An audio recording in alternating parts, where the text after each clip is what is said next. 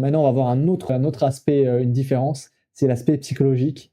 Donc ce qu'il y a au poker, c'est le tilt. Donc ce qui est dur, ça peut être, au bout d'un moment, tu peux commencer à faire des mauvais plays juste parce que tu sous le coup des émotions. Tu vas commencer à t'imaginer que ton adversaire, il te own totalement, donc qu'il a le dessus sur toi, en tout cas que tu as plus d'edge sur lui. Et donc dans le poker en général, ça s'appelle le tilt. Après, il y a d'autres types d'émotions, mais la principale, c'est le tilt. Et là, on voit juste Gus Hansen dans la photo.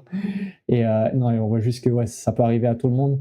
Et c'est très important du coup de gérer ses émotions, de savoir vraiment avoir une bonne gestion des émotions, bah, pour pas déjouer, et pour pas avoir une grosse variation de niveau de jeu quand tu es dans ton A-game, quand tu joues très bien et quand tu joues moins bien.